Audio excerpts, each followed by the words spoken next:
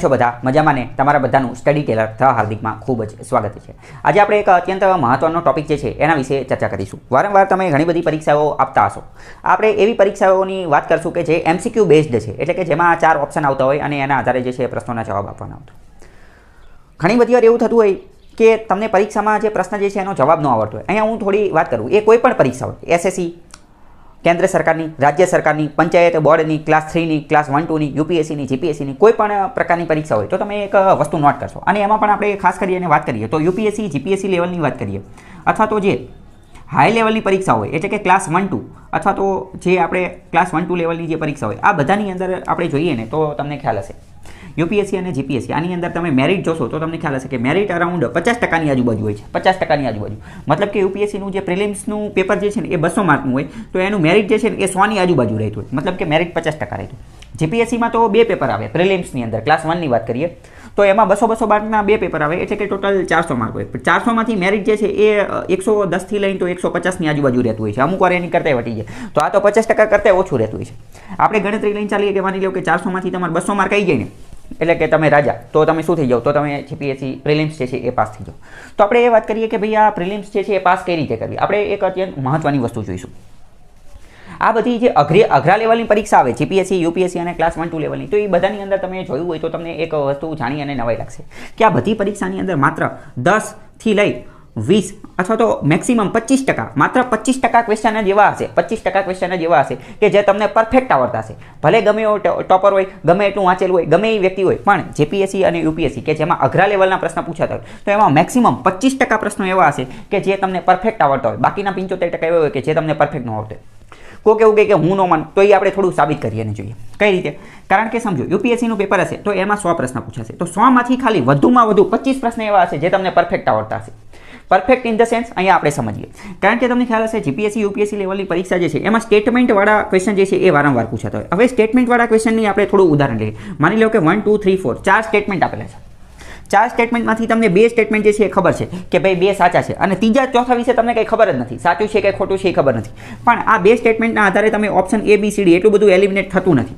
તો આને તમે આ પરફેક્ટ તમને આનો આન્સર આવડે છે એવું કહી શકો નહીં, આને તમે 50-50 વાળા કેસની અંદર મોકલી શકો, એટલે કે આને આ 25%ની અંદર ન ગણી શકો, આને તમે 75% વાળાની અંદર ગણી શકો। તો મતલબ કે તમે એક વસ્તુ તો જોઈએ છે કે GPSC UPSC અને ક્લાસ 1 2ની એક્ઝામ હોય તો એમાં આવા સ્ટેટમેન્ટવાળા ક્વેશ્ચન જે છે વારંવાર પૂછાતો હોય છે અને એમાં આવું કન્ફ્યુઝન જે છે એ વારંવાર થતું હોય છે। તો મતલબ કે વધુમાં વધુ તમે ગમે એટલું વાંચી લો પણ 25% ક્વેશ્ચન જ એવા હશે કે જે તમને પરફેક્ટ આવડતા હશે, બાકી બધા જે છે એમાં તો તમારે કંઈક અંદાજ લગાવવો પડશે અથવા તમારી બુદ્ધિ, તમારું મગજ, સામાન્ય બુદ્ધિ એ બધાનો ઉપયોગ જે છે એ કરવાનો રહેશે। તો આજે આપણે એ જોઈશું કે આ સામાન્ય બુદ્ધિનો એનો ઉપયોગ કરી અથવા તો તુક્કો મારી અને ગેસ કરી અને અંદાજ લગાવી અને પ્રશ્ન જે છે એ કઈ રીતે સોલ્વ કરી શકાય। પહેલાં તો એક વસ્તુ યાદ રાખો, આવી બધી જે મોટી પરીક્ષાઓ જે છે એને પાસ કરવા માટે તમારે ગેસ ટેકનિક, તુક્કો મારવાની ટેકનિક અને અંદાજ લગાવવાની ટેકનિક, તમારી સામાન્ય બુદ્ધિનો ઉપયોગ કરવાની ટેકનિક અને જે એલિમિનેશન ટેકનિક, આ બધી ટેકનિકનો જે છે એ ઉપયોગ કરવો જ પડશે। કેમ? જો તમારે પાસ થવું હશે તો, કારણ કે જો તમે ખાલી એટલું જ વિચારશો કે મને જેટલા પરફેક્ટ આવડે છે એટલા જ હું ટીક કરું તો તમે પાસ થશો જ નહીં, તો તમે મેરિટની અંદર આવશો જ નહીં। અત્યારે જ મેં તમને કીધું શું કે માંડ 25% જેવા હશે કે જે તમને પરફેક્ટ આવડતા હશે, તો બીજા બધામાં તો તમારે રિસ્ક લેવી જ પડશે। તો આની પહેલાં મેં ઘણી બધા વિડીયોની અંદર સમજાવી દીધેલું છે કે પેપરને તમારે કઈ રીતે બ્રેકડાઉન કરવાનું, તો કે પહેલાં તો તમારે વેરી ઇઝી ક્વેશ્ચન જોઈએ એને ટાર્ગેટ કરવાનું, પછી ઇઝી ક્વેશ્ચનને ટાર્ગેટ કરવાનું, પછી મીડિયમ, પછી હાર્ડ અને પછી વેરી હાર્ડ ક્વેશ્ચન જે છે એને ટાર્ગેટ કરવાનું। તો અત્યારે આપણે એની વાત નહીં કરીએ કે એ કઈ રીતે ટાર્ગેટ કરવાનું, અત્યારે આપણે આજના વિડીયોની અંદર માત્ર ખાલી એટલું જોઈશું કે તુક્કો કઈ રીતે મારો, અંદાજ કઈ રીતે લાગવો, પ્રશ્ન જે છે એનો જવાબ જે છે કઈ રીતે આપણે પ્રાપ્ત કરી શકીએ એ આપણે જોઈએ। આજે આખો વિડીયો જે છે આમાં આપણે જે આ તુક્કો લગાવવાની ને બધાની ટેકનિક જોઈશું તો એ કઈ રીતની છે, એ અલગ અલગ સર્વે, અલગ અલગ રિસર્ચ અને અલગ અલગ લોકોનો જે મંતવ્ય લીધેલો હોય, કારણ કે ભારતની અંદર, સમગ્ર વિશ્વની અંદર, સમગ્ર ભારતની અંદર અલગ અલગ ઘણી બધી પરીક્ષાઓ લેવામાં આવતી હોય તો એ બધી પરીક્ષાનું એનાલિસિસ કરેલું, એ બધી પરીક્ષાની અંદર શું જવાબ આવેલો છે, A B C D શું આવેલો છે, કયા પ્રકારનો જવાબ આવેલો છે, એ બધાનું જે એનાલિસિસ, વિશ્લેષણ ને એ બધું કરેલું છે, એના આધારિત, એના આંકડાના આધારે જે છે આ ટેકનિક બનાવેલી છે। પણ આ ટેકનિક કંઈ 100% સાચી જોઈએ એવું જરૂરી નથી, પરંતુ આ ટેકનિકનો જો તમે ઉપયોગ કરશો ને તો તમારો પરીક્ષા પાસ કરવાનો રસ્તો જે છે ને એ સરળ થઈ જશે। તમે પરીક્ષા પાસ જ થઈ જશો એની ગેરંટી નથી, પરંતુ તમારો રસ્તો જે છે ને એ સરળ થઈ જશે। તો આપણે જોઈએ કે એની ટેકનિક જે છે એ કઈ આપણે સ્ટાર્ટ કરીએ। પહેલી ટેકનિક તો શું છે ખબર છે કે તમારે પેપર જે છે એ પૂરું થઈ જવું જોઈએ। પેપર તમારે 100% પૂરું થઈ ગયું. ઘણા બધા લોકો તો એવા હોય કે પેપર જ પૂરું નથી થતું, તો એ ચાલે નહીં. પેપર તમારું પૂરું થવું જ જોઈએ.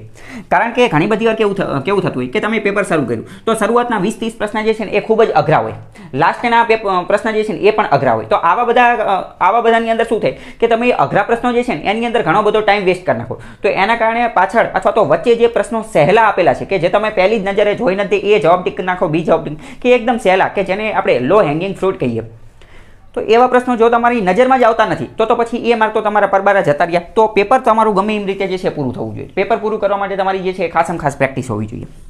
બીજી વાત કરીએ કે હવે જે નથી આવડતા અથવા ઓલું છે પેલું છે તો એ બધાની અંદર જવાબ જે છે એ કઈ રીતે ટીક કરવાનો. પહેલાં આપણે સમજીએ કે A B C D 4 option આપેલા હોય તો 4 ઓપ્શનની અંદર આપણે ધ્યાનપૂર્વક જોઈએ ને તો આપણને ખ્યાલ હશે કે એ ઓપ્શન જે છે ને એ ઓપ્શન એ મોટે ભાગે ધોકો હશે. એ તમારી સાથે ધોકો કરેલો છે. કઈ રીતે ધોકો કરેલો છે? એ ઓપ્શન મોટે ભાગે એવો જવાબ મૂકેલો હશે કે જે વિદ્યાર્થીઓ એવું ઈચ્છે કે આ ટીક કરે, અથવા તો માની લો કે ગણતરી કે એ પ્રકારનો દાખલો હોય ને તો એ જવાબ જે છે ખોટો મૂકેલો હોય. તમે જે ગણતરી કરો, તમે ખોટી ગણતરી કરી અને જે જવાબ આવી જતો હોય તમારો, એ જવાબ ઓપ્શન એમાં મૂકેલો હોય. તમે પરીક્ષાની અંદર રાજી થઈ જાઓ, ખુશ થઈ જાઓ કે વાહ વાહ મજા આવી ગઈ, જવાબ આવી ગયો, તમે એ જવાબ ટીક કરી નાખો, પરંતુ એ જવાબ ખોટો હોય છે, બરાબર, મોટા ભાગના કેસની અંદર. એટલે કે એ જે છે એ તમને એક ટ્રેપ હોય, એક રીતની ઝાડ હોય, જે ઝાડ જે છે એ શિકારી ફેંકે ને એવી રીતની ઝાડ હોય. એટલે એ જે છે એમાં તમે ફસાઈ જતા હોય છો. સાચો જવાબ અલગ અલગ રિસર્ચના આધારે ખબર પડેલી છે કે બી અને સી જે છે એ જવાબ મોટે ભાગે હોય છે. બી અને સી જે છે એ મોટે ભાગે જવાબ હોય છે. તો આ તમારી પ્રથમ નંબરની ટ્રીક જે છે એ થઈ ગઈ. આમાં આ ટેકનિક, આ વિડીયો તમે પૂરેપૂરો જોઈ લેશો તો તમને ઓટોમેટિક જ ખબર પડી જશે કે ભાઈ અમુક વાર તો પરીક્ષાની અંદર પ્રશ્નપત્રની અંદર શું થતું હોય, જવાબ સામેથી તમને એમ કહેશે કે હું જ જવાબ છું, તું મને ટીક કરી દે, હું જ જવાબ છું. ABCD એ સામેથી ચાલી અને એમ કહેશે કે હું જવાબ છું, તું મને ટીક કરી દે. જો તમે આને ધ્યાનપૂર્વક જોશો તો પહેલી એક વસ્તુ શું જોયું કે મોટાભાગના કેસની અંદર અમુક વાર શું હોય કે એ જે છે એને શું ધોકા તરીકે મૂકવામાં આવેલો હોય, એક ટ્રેપ તરીકે, એક ઝાડ તરીકે વિચારેલી હોય અને એમાં તમે ફસાઈ જતો હોય. મોટે ભાગે બી અને સી જે છે જવાબ આવતો હોય છે. બીજી ટ્રીક જોઈએ કે બીજી ટ્રીકની અંદર શું છે કે મોટા ભાગના કેસની અંદર જ્યારે એવું આપેલું હોય કે ઓલ ઓફ ધ અબોવ, એટલે કે ઉપરના બધા જ ઓલ ઓફ ધ અબોવ, અથવા તો નન ઓફ ધ અબોવ કે ઉપરના એક પણ નહીં, તો મોટા ભાગના કેસની અંદર 90% કેસની અંદર જવાબ જે છે એ આ હોય છે. ઉપરના બધા જ એ 90% કેસની અંદર જવાબ હોય છે. નીચે ઉપરનામાંથી એક પણ નહીં, એ પણ 90% કેસની અંદર જવાબ હોય છે. અમુક વાર જવાબ પ્રશ્ન આવો આપેલો હોય A B, એક તો ઓપ્શન એમાં એવું આપેલું હોય માત્ર 1, પછી આમાં આપેલું હોય માત્ર 2, અને સી ની અંદર આપેલું હોય ઉપરના બંને સાચા છે અથવા ઉપરના બંને ખોટા છે. તો મોટા ભાગના કેસની અંદર ઓપ્શન સી જે છે એ સાચો હોય છે કે ઉપરના A અને B બંને સાચા છે. A અને B જે છે એ બંને સાચા છે. બીજો એક ક્વેશ્ચન પૂછાયેલો હોય છે, કારણ એક GPSC નવું શરૂ કરેલું છે, જોકે UGC નેટમાં અથવા તો બીજી કેન્દ્રીય લેવલની પરીક્ષામાં તો વારંવાર પૂછાય છે. એક આપેલું હોય એસર્શન, એટલે કે શું આપેલું હોય તો કે એક વિધાન આપેલું હોય અને એની નીચે જે છે ને એ આર આપેલું હોય. આર એટલે કે એનું કારણ આપેલું હોય. હવે ઓપ્શન આપેલા હોય કે વિધાન એ જે છે એ સાચું છે, અથવા તો વિધાન એ અને આર બંને સાચા છે. વિધાન એ જે છે એનું સાચું કારણ આર એ સાચું છે, અથવા તો વિધાન એ સાચું છે પરંતુ આર એ એનું કારણ સાચું નથી. આવા 4 અલગ અલગ ઓપ્શન આપેલા. તો આવા જે પ્રશ્ન જે છે એની અંદર પણ એવું જોવા મળેલું છે કે મોટાભાગના કેસની અંદર 90% કેસની અંદર જવાબ શું હોય છે તો કે વિધાન એ સાચું છે અને એનું આર કારણ જે છે એ પણ સાચું છે. એટલે કે ઓપ્શન સી જે આપેલો હોય એ સાચું હોય, અથવા તો અમુક વાર એ ઓપ્શન એમાં પણ આપેલું હોય છે કે વિધાન એ સાચું છે અને એનું આર કારણ જે છે એ પણ સાચું છે. તો આ બીજા નંબરની ટેકનિક થઈ ગઈ. ફરીથી જુઓ કે 90% કેસની અંદર ઉપરનામાંથી એક પણ નહીં એ જવાબ હોય છે, અથવા તો A અને B બંને એવું આપેલું હોય એ જવાબ હોય છે, અથવા તો આજે વિધાન સાચું છે અને વિધાનનું આર કારણ જે છે એ પણ સાચું છે, એ પણ જે છે એ જવાબ હોય છે. બીજી વાત કરીએ, આ બધી વસ્તુ જે છે ને એનું હું તમને સબૂત પણ આપીશ. અલગ અલગ પરીક્ષાની અંદર જે પ્રશ્નો પૂછાયેલા છે એ પણ મેં લાસ્ટમાં લીધેલા છે, એનું સબૂત જે છે એ પણ તમને મળી જશે. અને એક રીતે મેં તમને કીધું કે તમે આ વિડીયો સંપૂર્ણ જોઈ લેશો, તમને ખ્યાલ આવી જશે, તમે ઓટોમેટિક જવાબ સુધી જે છે એ પહોંચી જશો. બીજી એક વાત કરીએ, મોટાભાગની પરીક્ષાની અંદર જોવા મળેલું છે કે જો ઓપ્શનની અંદર નીતિ આયોગ આપેલું હોય ને, નીતિ આયોગ, તો એ જ જવાબ હોય. તમારે આંખ બંધ કરીને ટીક મારી દો. આંખ બંધ કરીને ટીક મારવાનો એનો મતલબ એમ નથી જો તમને જવાબ આવડે છે તો તમારે એ ટીક મારવાનો, પરંતુ માની લો કે તમને કાંઈ આવડતું જ નથી, હવે તમારી પાસે કાંઈ રસ્તો જ બચ્યો નથી, કોઈ ઓપ્શન નથી, યુ હેવ નો ઓપ્શન, હવે કાંઈ બચ્યું જ નથી, તો લાસ્ટ ઓપ્શન તરીકે લાઈફ સેવિંગ ડ્રગ તરીકે તમે આ જે છે એને ઉપયોગ કરી શકો છો. મોટાભાગની પરીક્ષાઓ ભારત લેવલની જેટલી પણ લેવાલી છે એ બધાનું જે રિસર્ચ કર્યું તો ખબર પડી કે જ્યારે નીતિ આયોગ ઓપ્શન આપેલો હોય તો એ જ જે છે એ જવાબ હોય છે.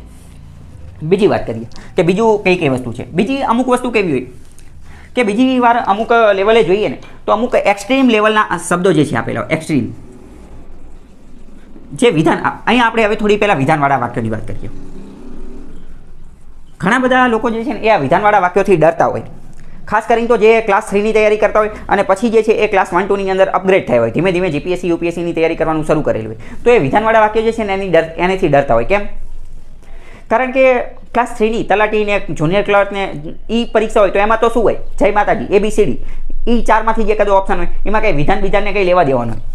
એટલે જ્યારે એ લોકો અપગ્રેડ થાય ને ત્યારે એ વિધાનવાળા વાક્યોથી ડરતા હશે. આ વિડીયો જોવાવાળા પણ ઘણા બધા, તમારામાંથી પણ ઘણા બધા એવા છે કે જે વિધાન જોઈને તરત જ ડરવાનું શરૂ કરી દેતું હશે. પરંતુ હવે આ હું તમને ટેકનિક કહું છું, એનાથી તમે વિધાનથી જે છે ને એ ક્યારેય ડરશો નહીં. વિધાનથી તમારે ડરવાની જરૂર નથી. કેમ? કારણ કે વિધાન તો એકદમ સહેલી વસ્તુ છે, એકદમ સહેલી વસ્તુ. કેમ? કારણ કે તમે વિચારો, તમે જ્યારે નાના હતા, બાળપણની અંદર પ્રાઇમરી સ્કૂલ, પ્રાથમિક શાળાની અંદર ભણતા હતા ને ત્યારે વિધાનવાળા પ્રશ્નો પૂછાતા હતા. તમને એવું લાગે શું મજાક કરો છો? ત્યારે પૂછાતા હતા, ત્યારે પૂછાતા હતા. કઈ રીતે? કદાચ તમે જોયેલું હશે કે ભાઈ નીચેનામાંથી ટ્રુ ફોલ્સ, સાચા અને ખોટા જે છે એ પસંદ કરો. નીચે એક બે વાક્ય આપેલા હોય અને આ સાચા ખોટાની ટ્રુ ફોલ્સ આવું ચોકડીને સાચું કરવાની એવી ગેમ જે છે, અથવા તો એ પ્રકારની પ્રાથમિક શાળાની અંદર આવા વાક્યો જે છે આવતા હતા. સાચી વાત કે ખોટી વાત? સાચી વાત આવતા હતા. તો વિધાન જે છે એ પણ સેમ એ જ પ્રકારની વસ્તુ છે. તમે વિચારો કે વિધાન પણ એવી જ વસ્તુ નથી કે વિધાન 4 વિધાન આપેલા છે, તમારે નક્કી કરવાનું કયું સાચું છે કયું ખોટું છે. તમે પહેલું વિધાન વાંચ્યું, સાચું તો સાચું મારો, બીજું ખોટું તો ખોટું મારો, સાચું ખોટું જે આવતું હોય એ રીતે તમારે એ કરવાનું છે. બીજું આમાં કંઈ કરવાનું છે નહીં. તો મતલબ કે ફરીથી હું કહું તો વિધાન જે છે એનેથી તમારે ડરવાની જરૂર નથી. વિધાનને તમારે કોની સાથે સરખાવવાના છે? બાળપણની અંદર, પ્રાથમિક શાળાની અંદર તમે ભણતા હતા જે ટ્રુ ફોલ્સ, સાચા ખોટા જે આવતા હતા એની સાથે તમારે સરખાવવાના છે. હવે બીજી મેઇન વસ્તુ અહીંયા જે છે આ વિડીયોની અત્યંત મહત્વની વસ્તુ છે, ખાસ કરીને જીપીએસસી યુપીએસસી માટે જે છે એ અત્યંત મહત્વની વસ્તુ. પ્રશ્ન જે છે ને એને તમારે વેરી કોન્સન્ટ્રેશન, ખૂબ જ ધ્યાનપૂર્વક જે છે એ વાંચવાનું છે, ખૂબ જ ધ્યાનપૂર્વક. ઘણી બધી વાર જે છે ને એ પ્રશ્નની અંદર જ એનો જવાબ જે છે એ છુપાયેલો હોય છે. બીજું, ધ્યાનપૂર્વક વાંચવાનું. ધ્યાનપૂર્વક વાંચવાની ટેકનિક જે છે એની અંદર તમારે ખાસ વસ્તુ શું ધ્યાન રાખવાની? ઘણી બધી વાર એવું પૂછેલું હોય કે નીચેનામાંથી કયું વિધાન ખોટું છે, એટલે કે કયું રોંગ છે અથવા તો કયું ઇનકરેક્ટ છે. કદાચ તમે જીપીએસસીનું પેપર જોયેલું હશે તો ઇંગ્લિશમાં તો જે છે ને એ રોંગ અથવા ઇનકરેક્ટ હશે ને તો એ આવી રીતે બોલ્ડની અંદર અને કેપિટલની અંદર જ લખેલું હશે. કેમ? કારણ કે એમને તમને કહે છે કે ભાઈ ખોટું છે, એને તમે ધ્યાને આપો. ગુજરાતીમાં લખેલું હશે તો એને પણ બોલ્ડની અંદર અને થોડુંક ઇટાલિકની અંદર જે છે એ લખેલું હશે. તો ઘણી બધી વાર તો ભાઈ શું થતું હોય કે તમે ઉતાવળમાં હો અને આ ખોટું તમે વાંચો જ નહીં અને ડાયરેક્ટ સાચું ટીક કરીને આવી જાઓ, તો આવા તો તમારા પરબારા માર્ક જતા રહેતો હોય. તમે ખુદ પણ અનુભવેલું હશે કે જ્યારે આન્સર કી આવી ગયો હોય તમે ચેક કરતા હોય તો આવા તમારા 2-3 માર્ક તો આવા પરબારા જ જતા રહે હોય કે જે તમારી એક રીતે નેગ્લિજન્સ, એટલે કે તમારી જે નેગ્લિજન્સને શું કહેવાય ગુજરાતીમાં, કે તમારી એક રીતે ગેર જવાબદારી કે એ સમજી લેજો તમે કે એના આધારે તમારા આવા જે છે 1-2 માર્ક જતા રહેતો. તો પહેલી વસ્તુ શું કે તમારે વિધાનને ધ્યાનપૂર્વક વાંચવાનું છે. બીજી વસ્તુ, જ્યારે પણ તમે ક્વેશ્ચનની અંદર જોઈ જાઓ કે ખોટું, રોંગ, ઇનકરેક્ટ, તો એની ઉપર જે છે ને એ ડાયરેક્ટ ગોળ રાઉન્ડ કરો. ગમે ત્યારે તમે આવું જોઈ જાઓ ને એટલે પહેલાં તમારે શું કરવાનું કે એ ક્વેશ્ચનની અંદર, ક્વેશ્ચન પેપરની અંદર એ જે છે ને એની ઉપર ગોળ રાઉન્ડ કરવાનું. હવે ગોળ રાઉન્ડ કરવાનું અને હવે શું કરવાનું? ઘણી બધી વાર નોટ પણ આપેલું હોય છે. નોટ, તો નોટ આપેલું હોય તો એની ઉપર પણ ગોળ રાઉન્ડ કરવાનું. એની ઉપર શું કરવાનું? ગોળ રાઉન્ડ કરો. એની ઉપર ગોળ રાઉન્ડ કરશો એટલે તમને ખ્યાલ આવશે કે ભાઈ યાદ રાખવાનું છે મારે કે નોટ ખોટું અથવા રોંગ અથવા ઇનકરેક્ટ પૂછેલું છે. એટલે આના કારણે જે તમારા ઓલા પરબારા માર્ક જાય છે ને એનો છે. બીજી વસ્તુ, હવે આપણે ડાયરેક્ટ વિધાનવાળા વાક્યની અંદર ઘૂસીએ. વિધાનવાળા વાક્યની અંદર તમારે શું કરવાનું? તો કે વિધાનવાળા વાક્ય માની લો કે 4 વિધાન આપેલા છે, 1 2 3 4. આ ટેકનિક અત્યંત મહત્વની છે, ખાસ તમે ધ્યાન આપજો. 1 2 3 4 4 વિધાન આપેલા છે. પહેલું વિધાન તમે વાંચો છો. જો તમને પહેલું વિધાન ખબર છે, પહેલું વિધાન જો તમને ખબર છે તો તમારે શું કરવાનું? જો પહેલું વિધાન તમે વાંચ્યું અને તમને ખબર છે સાચું, તો તરત જ તે પહેલા વિધાનની બાજુમાં જે છે એ સાચું કરી નાખવાનું. પહેલા વિધાનની બાજુમાં શું કરી નાખવાનું? સાચું કરી નાખવાનું. આવું તમે તમારામાંથી ઘણા બધા લોકો નહીં કરતા હોય, પરંતુ હું તમને કહું છું તમે આવું કરજો. આનેથી તમને ઘણો બધો જે છે એ ફાયદો થશે. શું કરવાનું? ફરીથી સમજો. પહેલું વિધાન તમે વાંચ્યું, જો તમને ખબર છે કે પહેલું વિધાન સાચું છે તો એની બાજુમાં તરત જ સાચું કરી નાખવાનું. માની લો કે તમને એવું લાગે છે પહેલું વિધાન ખોટું છે તો પહેલાની બાજુમાં જે છે ચોકડી કરવાનું. માની લો કે બીજું વિધાન તમને ખબર નથી તો બીજું એમ રાખો, એને કોઈ સ્ટડી ન કરો. ત્રીજા નંબરનું વાંચો. માની લો કે એવું લાગે છે કે તમને ત્રીજું જે છે એ ખોટું છે તો ત્રીજાની બાજુમાં તરત જ મેં તમને શું કીધું? પ્રાથમિક શાળાને યાદ કરો. પ્રાથમિક શાળામાં તમે આ જે રાઈટ ફોલ્સ, ટ્રુ ફોલ્સ જે છે કરતા હતા, સાચું ખોટું, એ જ ટેકનિક અહીંયા અપનાવવાની છે. આ સાચું ખોટું જે છે અહીંયા સાઈડમાં જ કરી નાખો. હવે શું થશે? હવે તમે ઓપ્શનની અંદર ઘૂસો. ઓપ્શનની અંદર હવે એલિમિનેશન ટેકનિકનો ઉપયોગ કરો. આવું તમે કરેલું હશે એટલે એલિમિનેશન ટેકનિકથી શું ફાયદો થશે? હવે સમજો કે માની લો કે આવું આપેલું છે, હવે ખોટું પૂછેલું છે, તો હવે તમને ખબર પડી ગઈ કે ખોટું પૂછેલું છે તો તમારે કોને ટાર્ગેટ કરવાનું? આમ જે જ્યારે ખોટું, ઇનકરેક્ટ, રોંગ અને નોટ જે આપેલું હશે તો એની ઉપર તમે ગોળ રાઉન્ડ કરેલું છે. તો હવે ખોટું પૂછેલું છે તો તમારું ડાયરેક્ટ ધ્યાન કોની ઉપર જશે? તમારું ડાયરેક્ટ આ ચોકડી ઉપર જ ધ્યાન જશે. તો તમે એલિમિનેશનમાં પણ તમારી જે છે એ સરળતા રહેશે અને ફટાફટ તમે જે છે આ ચોકડીને ડાયરેક્ટ ટાર્ગેટ કરી શકશો. અને આમાં જવાબ શું છે તો કે માની લો કે માત્ર 3 અથવા તો આ ચોથું પણ ખોટું છે તો 3 અને 4 જે છે એ ખોટું આવશે. હવે માની લો કે સાચું પૂછેલું છે તો 1 જે છે જવાબ આવશે. ફરીથી આપણે આવું જ જે છે એ એક હું તમને ઉદાહરણ દ્વારા સમજાવું.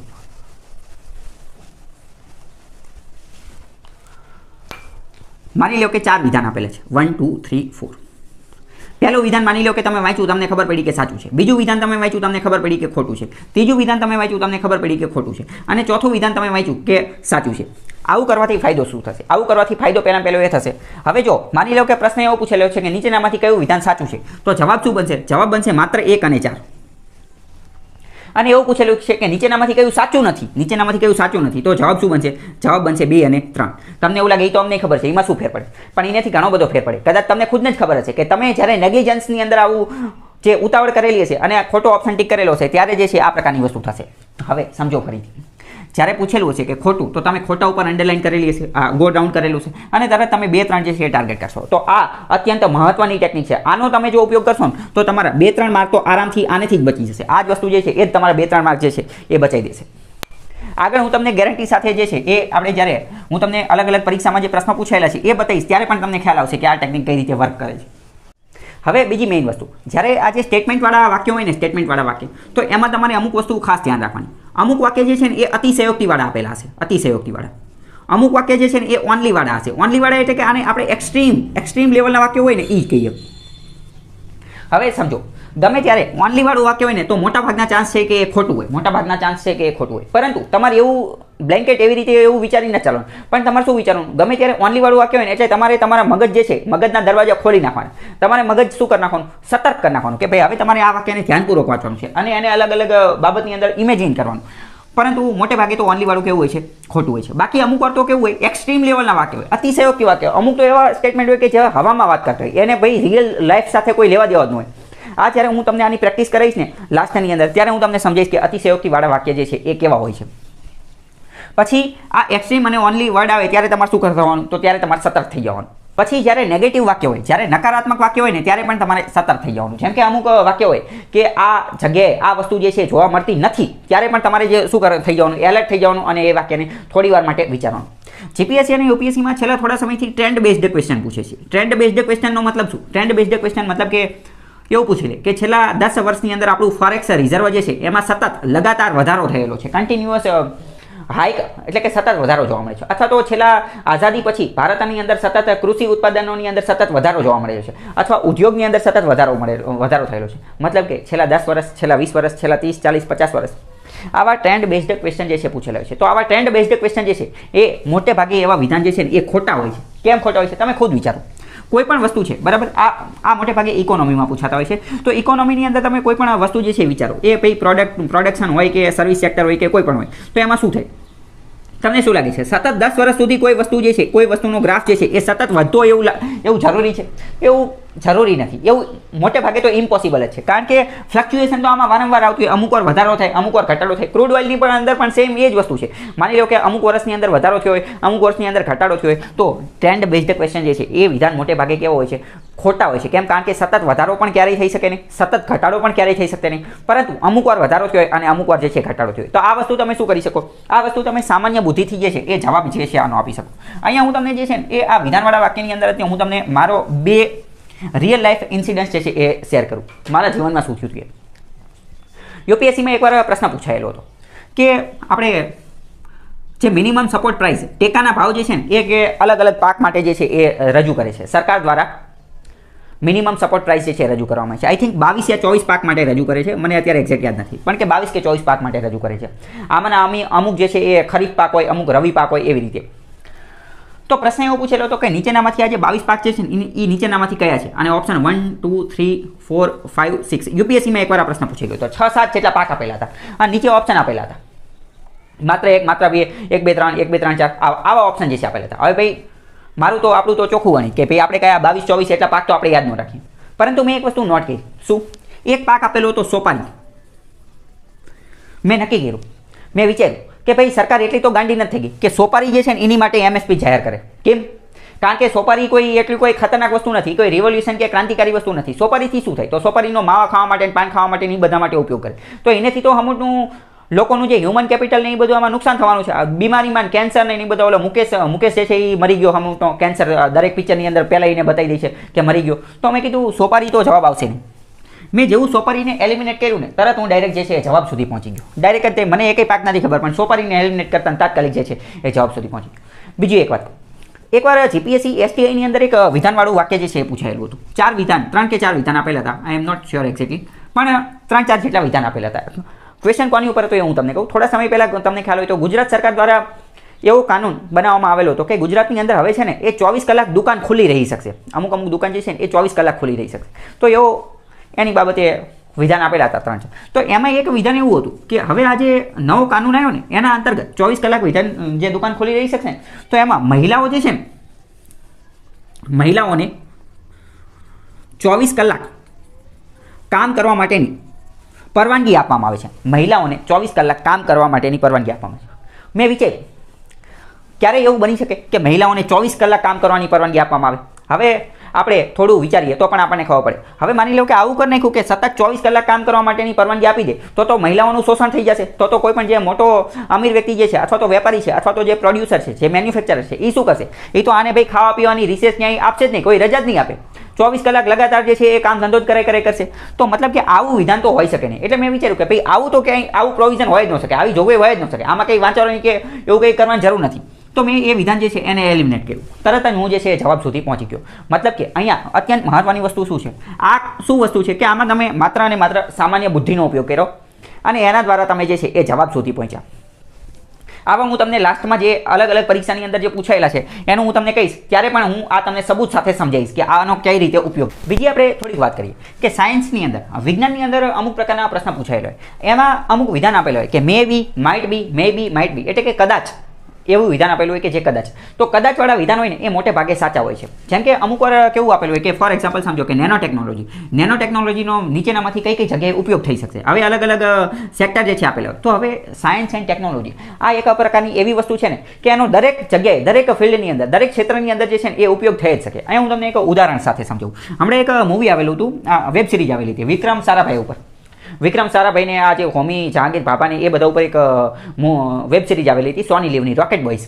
તો રોકેટ બોયઝની જે વેબ સિરીઝ આવેલી હતી ને એમાં તમે કદાચ એક વસ્તુ નોટ કરેલી હોય તો શું થાય કે જે ઓલા હોમી જહાંગીર ભાભા જે છે ને એ જવાહરલાલ નહેરુ પાસે એક ઓલો યુરેનિયમનો ટુકડો લઈને જાય અને એ ટુકડો લઈને જાય અને પછી કહે કે આ યુરેનિયમના ટુકડાની અંદર કેટલી શક્તિ, કેટલી એનર્જી, કેટલી ઉર્જા છે એ તમને ખબર છે? તો કે ના, અમને નથી ખબર. જવાહરલાલ નહેરુની બધા તો કે આની અંદર જે છે ને એ 1000 ટ્રક જેટલા કોલસામાં જેટલી એનર્જી જે છે ને 1000 ટ્રક જેટલા કોલસાની જેટલી શક્તિ છે ને એટલી કે આ ટુકડાની અંદર છે. તો કે ઓકે વાંધો નહીં. તો પછી કહે કે હવે માની લો કે આ યુરેનિયમનો આપણે ઉર્જા તરીકે ઉપયોગ કરવો છે તો કે એની માટે મારે કે સંસદની અંદર આનો કે ખરડો જે છે એ પસાર કરાવવો પડશે. તો કે એ હું કઈ રીતે કરીશ? એની માટે કે જો હું આ ઉર્જાની વાત કરીશ ને તો કે ખરડો પસાર નહીં થાય.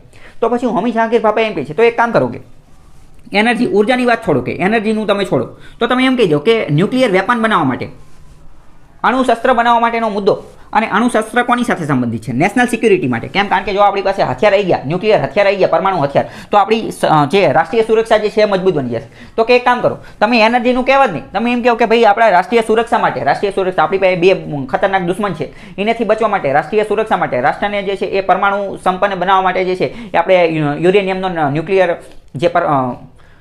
ન્યુક્લિયર રેડિયેશનવાળા જે યુરેનિયમ ને એ બધા જે છે એનો આપણે ઉપયોગ જે છે એ શરૂ કરવાનો છે. તમે કે આ મુદ્દો ઉઠાવો. મતલબ કે અહીંયા તમે એક વસ્તુ સમજો કે સાયન્સની અંદર, સાયન્સ અને ટેકનોલોજી એ એક પ્રકારની એવી વસ્તુ છે કે જેનો ઘણી બધી જગ્યાએ જે છે ઉપયોગ થઈ શકે. ટેકનોલોજી જે છે એનો ઘણી બધી જગ્યાએ ઉપયોગ થઈ શકે.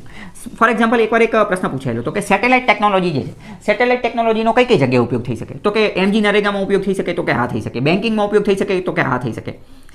કમ્યુનિકેશનની અંદર ઉપયોગ થઈ શકે? તો કે હા થઈ શકે. હવે વિચારો કઈ રીતે હું તમને થોડું અહીંયા સમજાવું. પ્રશ્ન થાય કે ભાઈ એમજી નરેગામાં સેટેલાઇટનો કઈ રીતે ઉપયોગ થાય? તો તમને ખ્યાલ હશે કે એમજી નરેગાની અંદર ગામડાની અંદર અનસ્કિલ વર્ક આપવામાં આવે છે. એમાં ગામડાના લોકોને એવું કહે કે ભાઈ અહીંયા ગાર્ડન બનાવી દો, અહીંયા ખાડો ખોદ નાખો, અહીંયા જે છે રોડ બનાવી નાખો, અહીંયા ટ્યુબલાઇટ ને એ બધું બનાવી નાખો. તો એમાં સેટેલાઇટ કઈ રીતે મદદ થઈ? તો સેટેલાઇટની મદદથી જોઈ લેવાય કે ભાઈ જે ગામની અંદર કામ આપેલું છે શું એ કામ કમ્પ્લીટ થયું છે, 100% કમ્પ્લીટ થયું છે કે નહીં. તો એ રીતે સેટેલાઇટનો અહીંયા ઉપયોગ થઈ ગયો. કમ્યુનિકેશનમાં કઈ રીતે થઈ તો ખબર છે. બેન્કિંગની અંદર રીતે ટ્રાન્ઝેક્શનમાં એ બધામાં મતલબ કે અહીંયા ઇન શોર્ટ એટલું હું કહેવા માગું છું કે ટેકનોલોજી સાયન્સ એ બહુ વિશાળ પરસ્પેક્ટ છે. એ એક જ ફિલ્ડની અંદર એ સીમિત હોય એવું જરૂરી નથી. એ અલગ અલગ ઘણા બધા ફિલ્ડની અંદર એનો જે છે ઉપયોગ થતો હોય તો એવું આપેલું હોય કે મે બી અથવા માઇટ બી આ ફિલ્ડની અંદર પણ એનો ઉપયોગ થઈ જાય તો મતલબ કે જવાબ સાચો હોય. ઇનફેક્ટ ઇન શોર્ટ એટલું કહેવા માગું છું કે સાયન્સની અંદર મોટે ભાગે જવાબ જે છે એ ઓલ ઓફ ધ અબોવ હોય છે, ઓલ ઓફ ધ અબોવ. પરંતુ પછી એ દર વખતે લાગુ ન પણ પડે. મેં તમને કીધું પહેલાં જ મેં તમને કહી દીધું. બીજી વાત કરીએ, બીજી ટ્રીક શું છે? બીજી ટ્રીક એવું કહે છે કે જ્યારે 4 ઓપ્શન આપેલા હોય ને, 4 ઓપ્શનમાં માની લો કે તમને કાંઈ ખબર નથી પડતી, તો મોટા ભાગના કેસની અંદર 95% કેસની અંદર, આમાં તો 95% કેસની અંદર જે સૌથી લાંબુ વિધાન હશે ને અથવા જે સૌથી લાંબો ઓપ્શન હશે ને એ જ જવાબ હશે. અને આ તમને સૌથી વધુ ક્યાં કામ કરે છે? જે તલાટી લેવલની પરીક્ષા છે, ક્લાસ 3 લેવલની પરીક્ષા છે ને એમાં સૌથી લાંબુ હશે ને એ ટીક કરીને આવતા રહેજો, તમારો મોટા ભાગે જે છે એ જવાબ હશે. બીજી વાત કરીએ, અમુક પ્રશ્ન એવા છે કે જેમાં જે છે ને એ આવી રીતે ગુજરાતીમાં લખેલું હશે, જેમ કે પર્યાવરણ અને અહીંયા કાઉન્સમાં એન્વાયરમેન્ટ ઇંગ્લિશમાં પણ લખેલું છે. તો આવું જો લખેલું હોય તો આ પણ જવાબ છે. હકીકતમાં આ શું છે? હકીકતમાં આ લોકો જે છે ને અથવા જે સૌથી લાંબુ આપેલું છે, માની લો કે એની અંદર ખાલી આટલું જ છે, બીની અંદર આટલું જ છે, સી જે છે એમાં આટલું લાંબુ વિધાન જે છે આપેલું છે, સી જે છે જવાબ હશે. ટીક કરી નાખજો, તમારું સાચું પડશે. જે સૌથી લાંબુ હોય એ જ જવાબ હશે. આની પાછળનું લોજિક શું છે એ તમે વિચારો. કારણ કે આ જે ટાઈપ કરવાવાળો વ્યક્તિ હશે અથવા તો આ જે પ્રશ્ન બનાવવાવાળો વ્યક્તિ હશે એ શું પાગલ હશે? એને શું મહેનત કરવાનો શોખ થતો હશે કે આ 2-3 ઓપ્શન નાના નાના લખે અને ત્રીજો જે છે એ વિશાળ ખતરનાક લેવલનું 2 લાઇનના ઓપ્શન જે છે લખે? એની પાસે કંઈ એટલો કંઈ ટાઈમ તો હોય નહીં, એટલો ફાલતુ તો બેઠો ન હોય. એટલે હકીકતમાં આ જે લાંબુ લખેલું હોય, આ જે સાઈડમાં ઇંગ્લિશમાં નહીં લખેલું હોય, એ હકીકતમાં આપણને હિન્ટ આપતા હોય છે. એ આપણને એવું કહેતા હોય છે કે હું જવાબ છું, તું મને જ ટીક કરી લે. તો આ વસ્તુ જે છે એને પણ તમારે ખાસ ધ્યાન રાખો. બીજી અત્યંત મહત્વની વસ્તુ કે ઘણી બધી વાર તમને કેવું થતું હોય કે તમે કન્ફ્યુઝનમાં હો કે બી અથવા સીમાં જવાબ આવશે, અથવા તો માની લો કે આ ABCD જવાબ છે, ABCD ઓપ્શન છે. તમે પહેલી જ નજરે ઓપ્શન વાંચો, પહેલી જ નજરે પ્રશ્ન વાંચો અને તમને એવું લાગે છે કે જવાબ બી આવશે. પણ પછી તમે હરખો પ્રશ્ન વાંચો, તમને એવું લાગ્યું કે ના ના ના ડી આવી શકે છે કદાચ, તો સાહેબ તો ડી જવાબ આવશે. આવા કેસની અંદર હંમેશા તમે શું કરજો? તમારા દિલની અંદરથી જે પ્રથમ અવાજ આવેલો હોય ને, તમારી જે ફર્સ્ટ ચોઈસ હોય ને, ફર્સ્ટ ચોઈસ એ ટીક કરજો, એ જવાબ હશે. મોટા ભાગના કેસની અંદર એ જવાબ તમારો સાચો પડશે. જ્યારે તમને કન્ફ્યુઝન થાય કે બી કરું કે સી કરું કે એ કરું કે ડી કરું, 50-50ના કેસની અંદર હો, તો ત્યારે તમે શું કરજો? તમારી જે ફર્સ્ટ ચોઈસ હોય ને એને પ્રેફરન્સ આપજો, એ તમે જવાબ ટીક કરજો, તમારો મોટા ભાગના કેસમાં સાચો જવાબ હશે. બીજી અત્યંત મહત્વની વસ્તુ જોઈએ તો એક્ઝામિનર્સ ફેવરિટ ટોપિક. એક્ઝામિનર્સ ફેવરિટ ટોપિક આની ઉપર આપણે ઘણી બધી વાર ચર્ચા થઈ ગયેલી છે. અમુક પ્રશ્ન એવો હોય, અમુક ટોપિક એવો હોય કે જે પરીક્ષા લેવાવાળો વ્યક્તિ હોય ને એના ફેવરિટ હોય, એની અંદરથી એ પ્રશ્ન વારંવાર પૂછતો જ હોય. તો આ ટોપિક જે છે ને એ તમારે પહેલાં કમ્પ્લીટ કરી નાખવા જોઈએ. બીજી વસ્તુ PYQ, previous year question paper, જૂના પ્રશ્નપત્રો રહ્યા એ તમારા મોઢે હોવા જોઈએ. એ તમને બધી જે છે ખબર હોવી જોઈએ. એના આધારે તમને અંદાજ આવે કે કેવા પ્રશ્ન પૂછાય છે, ખોટા હોય ત્યારે શું થાય, સાચા હોય ત્યારે શું થાય. બીજી એક અહીંયા ટ્રીક પણ હું તમને કહી દઉં. GPSC અને UPSCના મોટા ભાગના ક્વેશ્ચન હશે ને, GPSC અને UPSC મોટા ભાગના ક્વેશ્ચન એમાં જે વિધાન આપેલા છે ને એ વિધાનમાં માની લો કે ડિજિટ આંકડાકીય કોઈ પણ માહિતી હશે ને તો 80% કેસની અંદર એ આંકડાકીય માહિતીવાળું વિધાન રહ્યું ને એ ખોટું હશે. આંકડાકીય માહિતીવાળું વિધાન રહ્યું એ ખોટું હશે અને એ વિધાનને તમે એલિમિનેટ કરશો ને એટલે તમે તાત્કાલિક જવાબ સુધી જે છે એ પહોંચી શકશો. આઈ થિંક 1 કે 2 વર્ષ પહેલાં, આઈ થિંક લાસ્ટ યર GPSCની અંદર એક પ્રશ્ન પૂછાયેલો હતો, એનું મેં સોલ્યુશન પણ મૂકેલું છે. પ્રશ્ન શું હતો કે જાગીરદાર બાબતનો પ્રશ્ન હતો. અકબરે જે આ જાગીરદારી વ્યવસ્થા જે શરૂ કરેલી હતી ને એને, તો જાગીરદારી વ્યવસ્થાની અંદર એક વસ્તુ એમ કીધેલી હતી કે કોઈ એકાદ એવો વ્યક્તિ હતો, મને નામ એક્ઝેક્ટ યાદ નથી, મરાઠાનો હતો અથવા તો માનસિંહ કે એવો કંઈક હતો, કે એને 50,000ની જાગીર જે છે મળેલી હતી. એવું આપેલું હતું વિધાનની અંદર કે એને 50,000ની જાગીર મળેલી હતી. આંકડો આખા 4 સ્ટેટમેન્ટની અંદર એક જ આંકડો આપેલો હતો 50,000 અને ખોટો હતો. કેમ? કારણ કે જે જાગીરદારી વ્યવસ્થા હતી ને એમાં મેક્સિમમ જાગીર કંઈક 5,000 કે એમ કંઈક જ આપવામાં આવતી હતી. તો મતલબ કે GPSC અને UPSCના તમે જૂના પ્રશ્ન જોશો તો આંકડા જે કોઈ પણ જગ્યાએ આવો જે આંકડો આપેલો હોય તો મોટા ભાગના કેસની અંદર એ કેવો હોય છે, એ ખોટો હોય છે.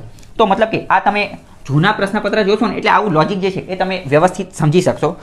જૂના પ્રશ્નપત્રો અને એક્ઝામિનર્સ ફેવરિટ ટોપિક શું છે એની ઉપર અલગ ઓલરેડી ઘણા બધા વિડીયો જે છે એ બનાવેલા છે.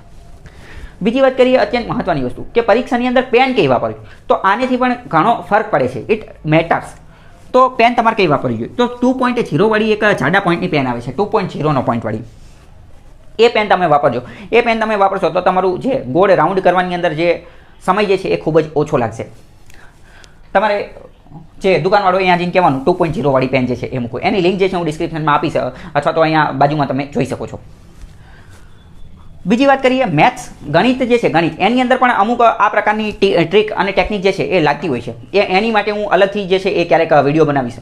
હવે અત્યાર સુધી મેં તમને ઓલમોસ્ટ લગભગ બધી જ ટેકનિક જે છે એ કહી દીધી છે કે કઈ કઈ ટેકનિકનો ઉપયોગ કરવાનો. હવે આપણે એના સબૂત જોઈએ. ભારતની અંદર અલગ અલગ પરીક્ષાની અંદર ઘણી બધી અલગ અલગ પરીક્ષાઓ લેવાયેલી છે. એમાંથી મેં ઘણા બધા પ્રશ્ન જે છે લીધેલા છે અને અત્યાર સુધીમાં મેં તમને જે કોઈ પણ ટેકનિક કીધી એ બધી ટેકનિકને હવે આપણે સબૂત સ્વરૂપે જોઈએ કે આનો ઓરિજિનલમાં ઉપયોગ કઈ રીતે કરવાનો, અથવા તો હું શું ગોળા મારું છું. અલગ અલગ પરીક્ષામાં જે પૂછાયેલા છે એ પ્રશ્નો આપણે જોઈએ એટલે ખ્યાલ આવે કે આ ટેકનિક કામ કરે છે કે નથી કરતી. તો તમે જોઈ શકો છો કે આ વિધાન જે છે એ સૌથી લાંબુ છે. તો એ જવાબ છે કે કે આકારની અહીંયા હું તમને ડાયરેક્ટ જવાબ જે છે એ સમજાવવાની કોશિશ કરું, બરાબર. એક્સપ્લેનેશન જે છે એ બીજા વિડીયોમાં આપેલી છે તો એ જોઈ લેજો. સૌથી લાંબુ છે. હવે જો આ જો આની અંદર નીતિ આયોગ છે તો નીતિ આયોગ ઓપ્શનમાં આપેલું છે અને એ જે છે એ જવાબ છે. મેં શું કીધું, નીતિ આયોગ હોય તો મોટાભાગના કેસમાં એ જવાબ હોય છે.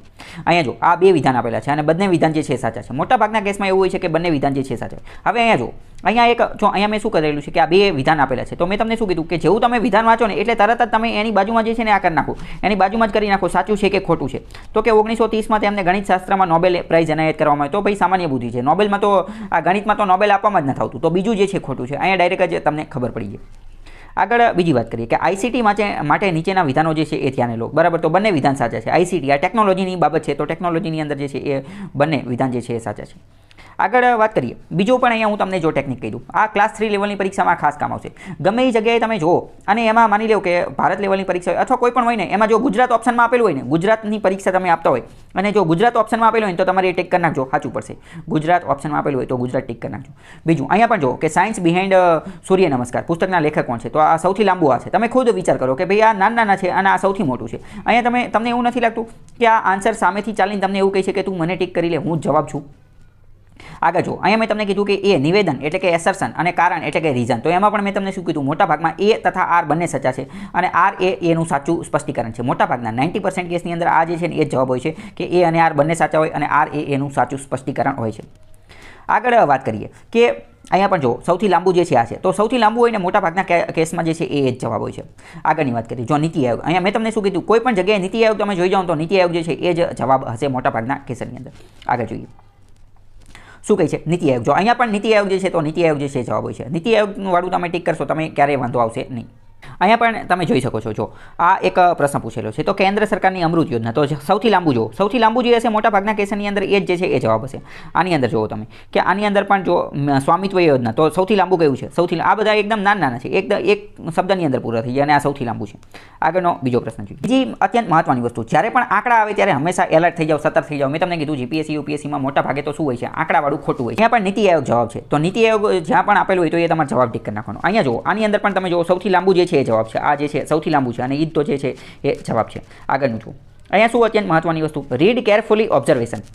અમુક વસ્તુમાં મેં તમને કીધું ખાસ વસ્તુ જે છે એ તમારે ધ્યાન રાખવાનું, અંદરના કીવર્ડ જે છે એને તમારે સમજવાની કોશિશ કરવાની. ખાસ કરીને રીડ કેરફુલી ધ્યાનપૂર્વક સમજવાનું, ઓબ્ઝર્વેશન અવલોકન કરવાનું, સામાન્ય બુદ્ધિનો ઉપયોગ કરવાનો અને કીવર્ડને જે છે ટાર્ગેટ કરવાનું. અહીંયા જુઓ કે અહીંયા શું આપેલું છે કે ભાઈ ફંડામેન્ટલ ડ્યુટીઝ જે મૂળભૂત ફરજો જે છે ભારતીય નાગરિકોની એની બાબતે નીચેના વિધાનો ધ્યાન લેવાનું. અહીંયા એવું શું કીધું છે, to protect the weaker section and promote social injustice. સામાજિક અન્યાય જે છે ને એને ફેલાવવાનો છે, પ્રમોટ સોશિયલ ઇનજસ્ટિસ. તમે ખુદ વિચાર કરો ક્યારેય સામાજિક અન્યાયને ફેલાવવાનો તો કે ના ન ફેલાવવાનો, સામાજિક ન્યાયને ફેલાવવાનો. એ સોશિયલ જસ્ટિસ જવાબ આવે. તો બીજું વિધાન શું છે? બીજું વિધાન ખોટું છે. અહીંયા તમે તાત્કાલિક ચોકડી મારો, બીજું ચોકડી મારો એટલે તમે તાત્કાલિક જવાબ સુધી પહોંચી જાઓ. તો અમુક આવી વસ્તુ તમે ટાર્ગેટ કરશો તો તમે ફટાફટ જે છે જવાબ સુધી પહોંચી જશો. અહીંયા પણ તમે જુઓ કે સૌથી લાંબુ કયું છે, તો સૌથી લાંબુ આ છે. આની સિવાય બીજું જોઈએ કે આમાં પણ જો 4 આપેલું છે અને 1 અને 2 જવાબ છે. આની અંદર મેં તમને શું કીધું કે ગમે ત્યારે તમે જો ગુજરાત લેવલનું હોય ને તો ગુજરાત ઓપ્શનમાં આપેલું હોય તો ગુજરાત જવાબ આવશે, ભારત ઓપ્શનમાં આપેલું હોય તો ભારત જવાબ આવશે. ગુજરાત આપેલું હોય તો ગુજરાત તો જવાબ આવશે જ, તે ભારત આપેલું હોય તો ભારત જે છે જવાબ આવશે. હવે અહીંયા સમજો, આ પણ મેં આની પહેલાં સમજાવેલું છે, અત્યારે ફરીથી કીધું કે ઉદાર શક્તિની અંદર જે છે એ કયા 2 દેશ ભાગ લેશે. તો ભારત તો આવશે જ, તે ભારત આવશે જ, તે તો ફાઇનલ થઈ ગયો. હવે જો અહીંયા સમજો ઓનલી 2 and 3 બે કોણ છે? ચાઇના અને ભારત. ચાઇના અને ભારત. તમે ખુદ વિચાર કરો ભારત અને ચાઇનાને કેટલાય સમયથી લપ ચાલે છે, તો શું ભારત એની સાથે કોઈ એક્સરસાઇઝ કરશે? તો કરશે નહીં. ઓપ્શન એ આવશે. ઓપ્શન બી જુઓ 3 અને 4 ચાઇના અને સિંગાપોર. એ ચાલે નહીં. કેમ? કારણ કે ભારત તો જવાબમાં આવવું જોઈએ, ભારત જવાબમાં આવવું જોઈએ. આ જો 1 and 4 તો કોણ છે? મલેશિયા અને સિંગાપોર. એ નો ચાલે કારણ કે ભારત જવાબમાં આવવું જોઈએ. તો જવાબ અહીંયા તમે ફટાફટ જ જોઈ શકો છો કે જવાબ શું આવશે. જવાબ જે છે એ બીજા નંબરનું જે છે આવશે કે ભારત અને મલેશિયા જે છે એ આવશે. જો મેં તમને એક બીજી ટેકનિક કીધી હતી શું કે ગમે ત્યારે ગુજરાતી લખેલું હોય અને એની બાજુમાં ઇંગ્લિશ લખેલું હોય તો એ જ જવાબ હશે. તો અહીંયા પણ તમે જો આ 4 ઓપ્શન જો 4 ઓપ્શન જોઈને તમને એવું નથી લાગતું કે ઓપ્શન એ જે છે ને એ તમને સામેથી એવું કહે છે કે તું મને ટિક કરી લે, હું જ જવાબ છું. અહીંયા જો આ એની નીચેનો ઓપ્શન પણ આપણે જોઈ શકીએ છીએ. એમાં પણ જો આ સૌથી મોટું છે બધાની અંદર અને એ જ જવાબ છે. આગળ જોઈએ, આની અંદર પણ તમે જુઓ કે આની અંદર જે સૌથી લાંબુ કયું છે, સૌથી લાંબુ વિધાન બી છે અને એ જ જવાબ છે. તો અહીંયા એ બધી વસ્તુને ખાસ ધ્યાન લેવાનું છે. અહીંયા થયો જો ઓલ ઓફ ધ અબવ, મેં તમને શું કીધું 90% કેસની અંદર all of the above, none of the above, 1 and 2, both of, એ જે છે એ જવાબ આવતો હશે. આગળ જોઈએ, અહીંયા પણ જુઓ તમે કે both A and R true and R is the correct explanation of A. તો આ પણ મેં તમને પહેલાં જ ટેકનિક કહી દીધી, મોટાભાગના કેસમાં એ જે છે જવાબ હોય છે. બીજી અત્યંત મહત્વની વસ્તુ, જ્યારે તમને કાંઈ ખબર ન પડે તો તમે આની અંદર પણ જઈ શકો છો કે બધા જ સાચા છે, એ જે છે ટેક કરી નાખવાનું જ્યારે તમને કાંઈ ખબર ન પડે ત્યારે. પણ જ્યારે કાંઈ ખબર ન પડે ત્યારની વાત છે આ બધી. અહીંયા પણ જો તમે જોઈ શકો છો નીતિ આયોગ ઓપ્શનમાં આપેલું છે અને નીતિ આયોગ જે છે એ જવાબ છે. અહીંયા તમે જુઓ, હવે જો આ પ્રશ્નમાં પણ હું તમને થોડું સમજાવીશ. આમાં તમારે સામાન્ય બુદ્ધિનો ઉપયોગ કરવાનો છે. શું કહે છે, which bank and WAARE collaborate to finance project for consumer and channel partner. એટલે કે નીચેનામાંથી કઈ બેંક અને આ એક બીજી સંસ્થા છે એ બંને કરાર કરેલા છે કન્ઝ્યુમર ચેનલ પાર્ટનરના પ્રોજેક્ટ જે છે એને લોન આપવા માટે. ટૂંકમાં લોન આપવા માટે કઈ બેંકે જે છે કરાર કરેલો છે. અહીંયા આપણને એ તો ખબર પડી ગઈ કે કોઈ બેંકે કરાર કરેલો છે, તો સેબી અને ઈરડાઈ તો આવશે જ નહીં, કેમ કારણ કે એ બેંક નથી. અહીંયા આપણને ક્વેશ્ચન ખુદ હિન્ટ આપે છે કે હું બેંક જે છે એની જ વાત કરું છું, તો સેબી અને ઈરડાઈ તો આવશે જ નહીં. તો જો અહીંયા મેં તમને કીધું, તમારે આ પણ ખાસ યાદ રાખવાનું. તમને જો પરીક્ષામાં એવું લાગે કે આ જવાબ તો છે જ નહીં, તો એની ઉપર ડાયરેક્ટ જ ચોકડી મારવાની. અહીંયા જો તમે જોવો છો બોલપેનથી ચોકડી મારેલી છે, એટલે એની ઉપર ધ્યાન જ ન છે. હવે આરબીઆઈ અને એસબીઆઈ બે બચે, તમે ખુદ વિચારો. હવે આરબીઆઈ કોઈ સંસ્થાને કહીને લોન આપતી જ નથી. આરબીઆઈ માત્ર બેંકને લઈને લોન આપે છે, અમુક વાર સરકારને લઈને લોન આપે. તો આમાં વધારે એપ્રોપ્રિએટ એ જ લાગે છે કે એસબીઆઈ જે છે એ જવાબ હોઈ શકે. આગળ જો અહીંયા પણ નીતિ આયોગ જવાબ ઓપ્શનમાં આપેલું છે અને એ જ તો શું છે, એ જ જવાબ છે. અહીંયા પણ તમે જોઈ શકો છો સૌથી લાંબી લાઈન કઈ છે, ભાઈ આ 2 લાઈન છે. અહીંયા બધું એક સિંગલ લાઈનમાં જે છે પૂરું થઈ જાય છે. તો સૌથી લાંબુ એ જવાબ હોય, પહેલાં જ મેં કહી દીધું. આગળ આની અંદર પણ જો સૌથી લાંબુ જે છે એ જવાબ છે. આગળ મેં તમને હમણાં જ કીધું કે જ્યાં ગુજરાતી પણ આપેલું હોય અને બાજુમાં ઇંગ્લિશ પણ આપેલું હોય તો એ જવાબ છે. હવે આમાં પણ તમે ખુદ જો 4 ઓપ્શન વાંચો તમને એવું નથી લાગતું કે જે ઓપ્શન જે છે એ સામેથી તમને બોલાવે છે કે હું જવાબ છું, મને તું ટીક કરી લે. આગળ બીજી વાત, અહીંયા પણ તમે જોઈ શકો છો કે જે બંને જે છે એ અને બી બંને જે છે એ જવાબ આપેલું છે. આ જે છે ને એ આઈ થિંક બિન સચિવાલયમાં પૂછાયેલું છે. આમાં મેં ઓલમોસ્ટ બધા જ ક્વેશ્ચન જે છે ક્લાસ 3 થી લઈને ક્લાસ 1 2 જીપીએસસી યુપીએસસી બધા જ પ્રશ્ન જે છે એ લઈ લીધેલા છે. અહીંયા પણ જો એ અને બી બંને જે છે, એ અને બી બંને, તો મોટાભાગના કેસમાં એ પણ જવાબ જે છે આવતું હોય છે. હવે અહીંયા પણ તમે જુઓ, મેં તમને શું કીધું, ઇંગ્લિશ અને ગુજરાતી બંને હારે હોય, તો આ ઇંગ્લિશ અને ગુજરાતી બંને હારે છે અને એ જ જવાબ છે. આ સચિવાલયમાં પૂછાયેલો પ્રશ્ન છે. અહીંયા બીજી વાત કરીએ કે ભારતીય તટરક્ષક, તો આમાં પણ એક રીતે તમે જોઈ શકો છો સૌથી લાંબુ આ છે અને એ જ તો જવાબ છે. સૌથી લાંબુ જે હોય આ એની નીચેનો પ્રશ્ન જુઓ તો એમાં પણ સૌથી લાંબુ જે છે આ છે અને એ જ તે જે છે એ જવાબ છે. આગળનો પ્રશ્ન જુઓ, અહીંયા જુઓ તમે આ અવરક્ત ગુજરાતીમાં અને એની બાજુમાં ઇંગ્લિશમાં, આ પણ તમે ઓપ્શન વાંચો, અલગ કયું તરી વાળે છે. હવે ભાઈ આમાં રિઝનિંગ પૂછેલું હોય તો સૌથી અલગ આ જ તરી પડે છે, તો એ જ તો જે છે એ જવાબ આવશે. આગળનું બીજી વાત કરીએ, સૌથી લાંબુ જો, સૌથી લાંબામાં લાંબુ આ છે, તો એ તાત્કાલિક જ જવાબ આવી જશે. હવે જો અહીંયા તમે બીજું એ પણ વિચારી શકાય કે ભાઈ આ તો એ અને બી બંને જવાબ આવવું જોઈએ, તો એ તો અહીંયા લાગુ પડતું નથી, પરંતુ અહીંયા જો આ જે છે એ લાગુ પડે છે અને આ લાગુ પડે, તો ઓપ્શન એ જે છે જવાબ આવશે. આગળ બીજી મેં તમને જે ટેકનિક કીધેલી હતી, બરાબર, તો 3 વિધાન તમારે વાંચવાના અને આ જે છે આને તમારે ખાસ ધ્યાન રાખવાનું. પહેલું વિધાન વાંચ્યું તમને એવું લાગે છે કે સાચું છે તો સાચું કરી નાખવાનું, બીજું ખોટું તો ખોટું કરી નાખવાનું. આ તમે જ્યારે કરશો, નાના બાળકો જે કરતા હોય પ્રાથમિક શાળાની અંદર, એ પ્રકારનું સાચું ખોટું ટ્રુ ફોલ્સ જ્યારે તમે ગેમ રમવાની શરૂ કરી દેશો ને અહીંયા, તો પણ તમને જે છે ઘણું જે છે એ ફાયદો થઈ જશે. આ યુપીએસસીની અંદર પૂછાયેલો પ્રશ્ન છે, ટ્રેન્ડ બેઝડ ક્વેશ્ચન છે. યુપીએસસીને પણ તમે આને આવી રીતે ટાર્ગેટ કરી શકો છો. જો પહેલું શું કહે છે કે the value of Indo Sri Lanka, Bharat અને શ્રીલંકા વચ્ચેના જે ટ્રેડ વ્યાપાર સંબંધો જે છે એ કન્સિસ્ટન્ટલી ઇન્ક્રીઝડ, સતત એમાં વધારો થયેલો છે ઇન લાસ્ટ ડિકેડ, છેલ્લા 10 વર્ષની અંદર, છેલ્લા દશકાની અંદર સતત વધારો થયો છે. મેં તમને પહેલાં જ કીધું સતત વધારો થયો એ ઇમ્પોસિબલ. એવું કઈ રીતે ઘડીક વધારો થાય ઘડીક ઘટાડો થાય, એ ઝીગઝેગ પ્રકારે ચાલતું હોય, કંઈ સતત વધારો થાય એવું જરૂરી ન હોય. તો પહેલું વિધાન ખોટું છે. પછી ત્રીજા નંબરનું વિધાન જો કે છેલ્લા 5 વર્ષની અંદર નેપાળ જે છે એ સાઉથ એશિયાની અંદર ભારતનો જે છે એ સૌથી મોટો લાર્જેસ્ટ ટ્રેડિંગ પાર્ટનર છે, લાર્જેસ્ટ ટ્રેડિંગ પાર્ટનર. તો એ કઈ રીતે સતત 5 વર્ષ સુધી આપણો લાર્જેસ્ટ ટ્રેડિંગ પાર્ટનર હોય એવું કઈ રીતે બની શકે? 5 વર્ષની અંદર લગાતાર થોડો હોઈ શકે, 5 વર્ષની અંદર ફરતા રહેતા હોય, તો ત્રીજું પણ ખોટું પડી જાય, માત્ર બીજું જે છે એ સાચું પડશે. તો આ ટ્રેન્ડ બેઝડ ક્વેશ્ચનને આવી રીતે તમારે ક્રેક કરવા. આ પણ યુપીએસસીમાં જ પૂછાયેલો પ્રશ્ન છે. આમાં પ્રશ્ન શું પૂછેલો છે કે કિસાન ક્રેડિટ કાર્ડ સ્કીમ જે છે આમાં શોર્ટ ટર્મ ક્રેડિટ સપોર્ટ આપવામાં આવે છે ખેડૂતોને, તો એનો હેતુ જે છે શું છે? આમાં જો આમાં તમે કીવર્ડના માધ્યમથી કોમન સેન્સ, સામાન્ય બુદ્ધિના માધ્યમથી જે છે એ પ્રશ્ન સોલ્વ કરી શકો. કઈ રીતે? ફરીથી મેં તમને જે ટેકનિક કીધી હતી ને એને યાદ રાખો. તમારે શું કરવાનું, પ્રશ્ન તમે જ્યારે વાંચો ને ત્યારે કોન્સન્ટ્રેશન, એકાગ્રતા રાખવાની, અંદર જે કીવર્ડ આપેલા છે એ કીવર્ડને ધ્યાને લેવાનું અને એ કીવર્ડ જે છે ને એને બ્રેકડાઉન કરવાનું. અહીંયા શું કીધેલું છે કે કિસાન ક્રેડિટ કાર્ડનો ઉપયોગ કરવાનો છે, કિસાન ક્રેડિટ કાર્ડનો, ક્રેડિટ કાર્ડ અને શોર્ટ ટર્મ ક્રેડિટ ટૂંકા ગાળા માટે નીચેનામાંથી કયા હેતુ માટે ઉપયોગ કરી શકે? તો કે working capital for maintenance of farm asset, purchase of combine harvester, tractor અને mini truck, consumption requirement for farm household, post harvest expenses અને construction of family house and setting up of village and storage facility. હવે તમે ખુદ વિચારો, ભાઈ ફેમિલીનું ઘર બનાવવાનું છે, તો ફેમિલીનું ઘર બનાવવા માટે કંઈ ક્રેડિટ કાર્ડથી ઘર બની જાય? તમે ખુદ વિચારો કે ક્રેડિટ કાર્ડ તમે કદાચ વાપરેલું હશે તો તમને ખ્યાલ હશે કે ક્રેડિટ કાર્ડની લિમિટ 30,000 40,000 વધુમાં વધુ લાખની, 1.5 લાખની, 2 લાખની, 5 લાખની લિમિટ હોય. કંઈ ક્રેડિટ કાર્ડથી ઘર બની જાય? તમે એટલું તો વિચારો. અથવા છોડો, માની લો કે તમે ક્રેડિટ કાર્ડ કોઈ દી વાપર્યું જ નથી, તમને ખબર જ નથી ક્રેડિટ કાર્ડ શું છે, તો અહીંયા વિચારો શોર્ટ ટર્મ ક્રેડિટ સપોર્ટ. તો શું આ જે ઘર બનાવવા માટેની જે લોન હોય એ ટૂંકા ગાળામાં પતે? હવે ઘરની લોન, હોમ લોન જે છે એ 5-5, 10-10 વર્ષ સુધી ચાલતી હોય, તો શું ટૂંકા ગાળાની લોનની અંદર ક્યારેય ઘર બની શકે? તો કે ઘર જે છે બની ન શકે. પાંચમું એલિમિનેટ. પાંચમું જવાબમાં ક્યારેય નહીં આવે. અહીંયા જો ચોકડી મારેલી છે, અહીં તમે જુઓ પાંચમું જે છે ચોકડી મારેલી છે, પાંચમું એલિમિનેટ કરો, તાત્કાલિક તમે જવાબ સુધી જે છે પહોંચી શકો છો. આ માત્ર અને માત્ર સામાન્ય બુદ્ધિથી આપણે જે છે આ પ્રશ્ન જે છે સોલ્વ કરી નાખ્યો. યુપીએસસીમાં પ્રશ્ન પૂછાઈ ગયેલો છે. આગળ એક બીજો પ્રશ્ન જોઈએ.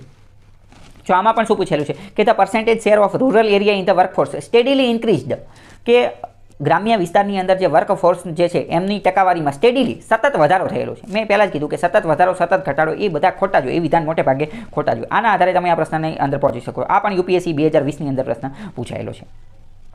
આગળનું એક બીજું વિધાન જોઈએ કે જો અહીંયા હું તમને એક બીજી વાત કહું. છેલ્લા થોડા સમયથી યુપીએસસીએ શું કરેલું છે, 2-3 વર્ષથી એવું જોવા મળ્યું છે કે યુપીએસસી પોતાના પ્રશ્નની અંદર શું કરે, અકોર્ડિંગ ટુ કોન્સ્ટિટ્યુશન, કે બંધારણ પ્રમાણે આમ કીધેલું છે અથવા બંધારણ પ્રમાણે આમ કીધેલું છે, અને એવા વિધાન જે છે ને એ અમુક વાર ખોટા હોય છે. અથવા તો ટૂંકમાં તમારે આમાં કોન્સેપ્ટ ક્લિયર રાખવાનો. ઘણી બધી વસ્તુ જે છે ને આમાં 2-3 વસ્તુ, એક તો કોન્સ્ટિટ્યુશન અને એક તો કોન્વેન્શન. કોન્વેન્શન એટલે કે પરંપરા. એવી વસ્તુ બંધારણમાં લખેલી ન હોય. અમુક વસ્તુ બંધારણમાં લખેલી હોય અને અમુક વસ્તુ બંધારણમાં ન લખેલી હોય, પરંતુ એ અનરિટન રૂલ્સ હોય, એટલે કે અલિખિત નિયમ હોય, ઘણા લાંબા સમયથી પરંપરાથી, રૂઢિઓથી ચાલ્યું આવતું હોય, એટલે એ નિયમ બની ગયો હોય, પરંતુ એવું કંઈ બંધારણમાં ન લખેલું હોય. ફોર એક્ઝામ્પલ સમજો, અહીંયા શું આપેલું છે કે ભારતનું બંધારણ જે છે એની અંદર બેઝિક સ્ટ્રક્ચરનો કોન્સેપ્ટ આપેલો છે અને એની અંદર ફેડરલિઝમ, સેક્યુલરિઝમ, ફંડામેન્ટલ રાઇટ અને ડેમોક્રેસી બધું આપેલું છે. તો એ વિધાન ખોટું છે, કારણ કે ભારતીય બંધારણમાં કાંઈ આ બેઝિક સ્ટ્રક્ચર નથી આપેલું. બેઝિક સ્ટ્રક્ચર તો આપણે આ જે કેશવાનંદ ભારતીનો કેસ હતો ને એમાં સુપ્રીમ કોર્ટે એનો ઈજાદ કરેલો છે. તો છેલ્લા થોડા સમયથી યુપીએસસીમાં એવો ટ્રેન્ડ જોવા મળેલો છે કે અકોર્ડિંગ ટુ કોન્સ્ટિટ્યુશન આ વસ્તુ, આ કીવર્ડ જે છે ને એની ઉપર ફોકસ મારે. હવે જીપીએસસી પણ થોડા સમયમાં આની કોપી કરે તો તમે સતર્ક થઈ જશો. એટલે તમારે મેઇન શું વિચારવાનું કે તમારે વિચારવાનું કે શું બંધારણમાં આવું આપેલું છે. તો આમાં તમે એક બીજું પણ કામ કરી શકો. તમે સ્ટડી કરો, અભ્યાસ કરો, ત્યારે તમારે એવી રીતે અભ્યાસ કરવાનો કે બંધારણમાં કઈ કઈ વસ્તુ આપેલી છે, કઈ કઈ વસ્તુ પરંપરા છે. તો બંધારણમાં જે આપેલું છે એને એ રીતે તમારે પહેલેથી જ વિચાર લેવાનું કે બંધારણમાં આપેલું છે કે નહીં. અભ્યાસ કરો ત્યારે ધ્યાન લઈ લેવાનું. આગળનું બીજું જો, આમાં પણ તમે જો, હવે ભાઈ સૌથી મોટું આપેલું છે, સૌથી મોટું વિધાન કયું છે? આ બી, તો એ જ જવાબ છે. આગળનું જો, લોકસભામાં એંગ્લો ઇન્ડિયન, તો સૌથી મોટું કયું છે? તો સૌથી મોટું આ છે, તો એ જ જવાબ છે. બરાબર. અને સૌથી મોટું હોય મેં તમને કીધું એ ટીક કરવાનું. આની અંદર જો 130ની અંદર, તો એમાંય સૌથી મોટું આ છે, તો એ જ તો જવાબ છે. સૌથી મોટું હોય તમે એ ટીક કરી નાખજો, તમારું જવાબ સાચો પડશે. આની અંદર જો બીજું હું તમને એ પણ કહીશ કે લાગુ પડતું નથી, તો અહીંયા નથી ઉપર જો મેં ગોળ રાઉન્ડ કરેલું છે. ગમે ત્યારે હું નેગેટિવ પૂછેલું હોય તો એની ઉપર ગોળ રાઉન્ડ કરો, ઇનકરેક્ટ ઉપર, રોંગ ઉપર, નથી ઉપર, એની ઉપર ગોળ રાઉન્ડ કરો, તમે ક્યારેય ખોટું ન પડે. હવે બીજું જો, અહીંયા તમે જો આ સાચું છે તો અહીંયા સાચું લાગે તો સાચું કરી નાખવાનું. આ સૌથી લાંબુ છે તો એ જવાબ જે છે એ ટીક કરવાનું. એની પછીનો ક્વેશ્ચન જો, તો આ 140મો, અહીંયા પણ જો, આ પણ જે છે એ સૌથી લાંબુ છે. તો સૌથી લાંબુ આ ઉપરના બધા એક એક લીટીમાં પૂરા થઈ જાય છે, આ 2 લીટીમાં પૂરું થઈ છે, તો એ જ જવાબ હશે. આ પણ જીપીએસસીમાં પૂછાયેલો પ્રશ્ન છે, કોઈ મેં મારી રીતે નથી બનાવેલું. અમુક વાર મેં તમને કીધું કે અમુક વાર વાતની આ જે વિધાનવાળા વાક્ય છે ને તો એમાં અતિશયોક્તિ આપેલી છે. એવું લાગે કે ભાઈ તમે તમારા ભાઈબંધારે વાત કરો છો અથવા ગોળા મારે છે, એકદમ આમ હવામાં વાત કરતા હોય ને એવું આપણને લાગે કે જાણે આમ મજાક ચાલતો હોય ને એવું. જેમ કે સમજો, મોતિયાના લક્ષણોમાં નિસ્તેજ રંગો દેખાવા, ઝાંખી દ્રષ્ટિ, પ્રકાશની આસપાસ પ્રભામંડળનો સમાવેશ થાય છે. ચાલો પહેલું એવું કહે છે. અને બીજું વિધાન શું કહે છે કે આંખના લેન્સની કેન્દ્રીય લંબાઈ ગમે તેટલી હદ સુધી ઘટાડી શકે. તમે વિચાર કરો, ગમે એટલી હદ સુધી ઘટાડી શકે એટલે શું 0 કરી શકે? ઘટાડવી એનો મતલબ શું? 1 કરવી, 2 કરવી, 3 કરવી, તો શું 0 પણ કરી શકે? તો એવું લાગે છે કે ભાઈ અતિશયોક્તિની વાત કરે છે, ગમે એટલી હદ સુધી ન ઘટાડી શકે, એની કંઈક લિમિટ હોય. ભાઈ સાયન્સ છે, કંઈ ભગવાન નથી કે ગમે એટલું કરી શકાય. તો મતલબ કે એક વસ્તુ તમારે ખાસ યાદ રાખવાની કે અમુક વાર વિધાનની અંદર જે છે ને એ અતિશયોક્તિ આપેલી હશે, એવું કંઈક આમ હવામાં જ વાત કરતા હશે, તો એ બીજું ખોટું છે. બીજું એલિમિનેટ કરો, તાત્કાલિક જવાબ સુધી પહોંચી જાઓ.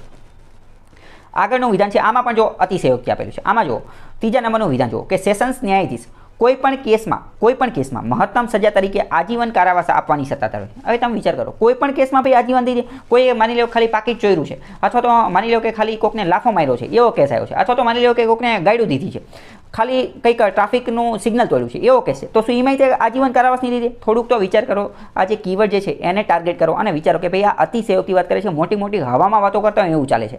તો ત્રીજું વિધાન તો ખોટું છે, ત્રીજું એલિમિનેટ કરો, તોય તમે 50-50 સુધી પહોંચી જાઓ. બરાબર. તો આગળનું જોઈએ. આગળમાં પણ જો, કંપની અધિનિયમ 2019 હેઠળ નોંધાયેલી સરકારી કંપનીઓએ કોર્પોરેટ કર ભરવા બંધાયેલ નથી. આમાં અતિશયોક્તિ એવું નથી લાગતું કે ઇન્કમ ટેક્સ સરકારનું મેઇન કામ શું છે કે ભાઈ ઇન્કમ ગમે ત્યાંથી આવક જે છે પ્રાપ્ત કરવી. તો આમાં તો શું કહે છે કે જે સરકારી કંપની હોય ને સરકારી કંપની એને કોર્પોરેટ કર ભરવાનો નહીં. તો એવું તો કઈ રીતે બની શકે? સરકાર કંઈ ખુદ પોતાના પગ ઉપર થોડી કુહાડી મારશે? સરકારનું તો એવું જોઈએ ને કે અમને વધુને વધુ આવક મળે, વધુને વધુ કર મળે, વધુને વધુ પૈસા મળે. તો એ આવું તો કઈ રીતે કરી શકે? તો અહીંયા સામાન્ય બુદ્ધિથી ખબર પડે કે બીજું ખોટું છે. બીજું પ્રશ્ન શું કહે છે કે which of the following statement are correct regarding the powers of Indian parliament in the context of article 3. અનુચ્છેદ 3ના સંબંધમાં ભારતીય સંસદ પાસે કયા કયા પાવર રહેલા છે? ચોથા નંબરનું વિધાન વાંચો. ચોથા નંબરનું વિધાન શું કહે છે કે in case of union territory એટલે કે કેન્દ્ર શાસિત પ્રદેશની અંદર પ્રેસિડેન્ટ રાષ્ટ્રપતિ શું કરશે? રાષ્ટ્રપતિ will take special permission of the Rajya Sabha. કે યુનિયન ટેરેટરી કેન્દ્ર શાસિત પ્રદેશના સંબંધની અંદર રાષ્ટ્રપતિ રાજ્યસભાની વિશેષ પરમિશન લેશે. હવે અહીંયા તમે વિચારો, સામાન્ય બુદ્ધિની વાત છે. રાજ્યસભામાં કોણ હોય? રાજ્યસભામાં કોણ બેઠું હોય? તો કે રાજ્યસભામાં જે છે ને એ રાજ્યના પ્રતિનિધિ બેઠા હોય. શું યુનિયન ટેરેટરીના પ્રતિનિધિ અહીંયા બેઠા હોય? તો એને કંઈ લેવા દેવા જ નથી. અથવા તમે વિચાર કરો, યુનિયન ટેરેટરીમાં ડાયરેક્ટ કોણ શાસન કરતું હોય? તો યુનિયન ટેરેટરીમાં તો ભાઈ ડાયરેક્ટ રાષ્ટ્રપતિ ખુદ શાસન કરતા હોય. રાષ્ટ્રપતિ કે એ જ અહીંયા કાનૂન બની જાય. તો યુનિયન ટેરેટરીની વાત છે તો એને રાષ્ટ્રપતિ યારે શું લેવા, એને રાજ્યસભા સાથે શું લેવા દેવા? એ બેને કંઈ લેવા દેવા જ નથી. રાજ્યસભામાં તો હકીકતમાં રાજ્ય જે હોય ને રાજ્ય એનું પ્રતિનિધિત્વ હોય. યુટીનું તો અહીંયા કાંઈ પ્રતિનિધિત્વ જ નથી. એટલે કે in case of union territory president will take special permission of the Rajya Sabha. But why? What is the relation between UT and Rajya Sabha? એ બંનેની વચ્ચે કોઈ એટલો સંબંધ જ નથી. તો અહીંયા તમને થોડું ઘણું સામાન્ય જ્ઞાન હોય તો એના માધ્યમથી પણ તમે જવાબ સોલ્વ કરી શકો છો. આ પણ જીપીએસસીમાં પૂછાયેલો પ્રશ્ન છે. ચોથું ખોટું છે. ચોથાને એલિમિનેટ કરો, તાત્કાલિક તમે જવાબ સુધી પહોંચી જાઓ. આગળનું આ પણ જો એક અતિશયોક્તિવાળી વાત કરેલી છે. શું કહે છે કે which of the following statement is or are correct regarding creamy layer in reservation. કે રિઝર્વેશનની અંદર જે ક્રીમી લેયર આપવામાં આવે છે ને એની બાબતે કયું સાચું છે? બીજું જુઓ કે the personal holding constitutional the person holding constitutional position like president, vice president and જજ of high court are exempted from the creamy layer, they can avail the OBC reservation. કદાચ તમને ક્રીમી લેયરનો થોડો ઘણો કોન્સેપ્ટ ખબર હોય તો તમને ખબર હશે કે ભાઈ ક્રીમી લેયરનો મતલબ શું?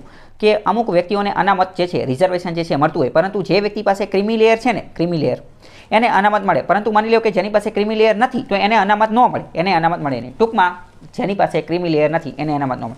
તો અહીંયા તો એમ કહેશે કે જે બંધારણીય દરજ્જો ધરાવતો હોય રાષ્ટ્રપતિ, ઉપરાષ્ટ્રપતિ, હાઈકોર્ટના જજ, એ બધા લોકો જે છે ને એમને ક્રીમી લેયરના દાયરામાંથી બહાર રાખવામાં આવેલા છે અને એ લોકો ઓબીસી રિઝર્વેશનનો લાભ લઈ શકે.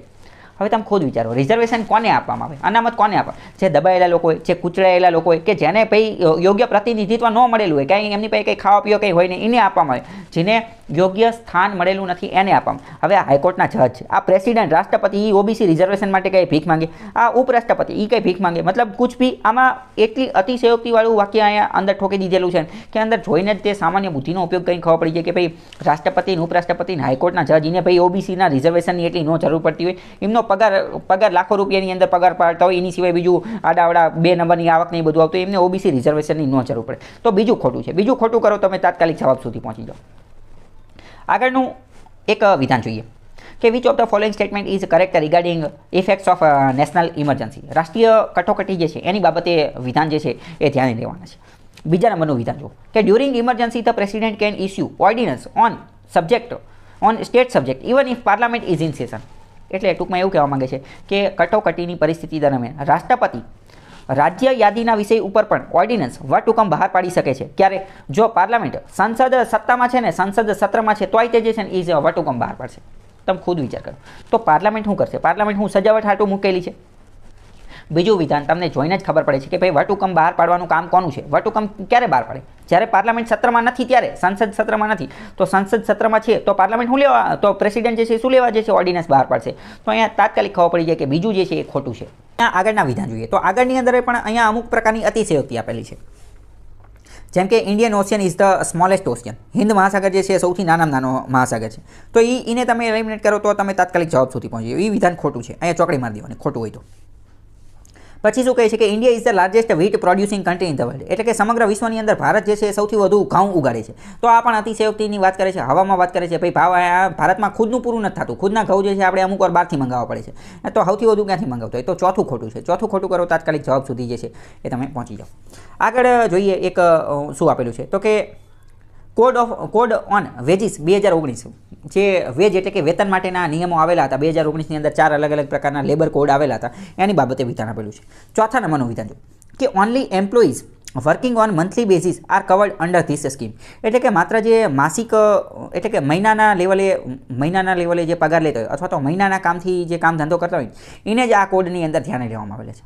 તો તમે ખુદ વિચાર કરો, એવું હોઈ શકે? તો એવું તો હોય જ ન શકે, કારણ કે અમુક એવો હોય જે 6 મહિનાનો પગાર લેતો હોય, અમુક અઠવાડિયાનો પગાર લેતો હોય, અમુક રોજનો પગાર લેતો હોય. ભારતની અંદર તમને જોયેલા હશે કે ઘણા બધા મજૂર લોકો એવા છે કે જે ટકનું લાઈન ટકનું ખાતા હોય. સવારે કામ મજૂરીએ જાય, સાંજે જે પગાર મળે ને એના આધારે જે છે ખાવાનું ખાતા હોય. તો અહીંયા મંથલી એ તો વિધાન તાત્કાલિક જ ખોટું પડી જાય, સામાન્ય બુદ્ધિથી તમને ખબર પડી જાય.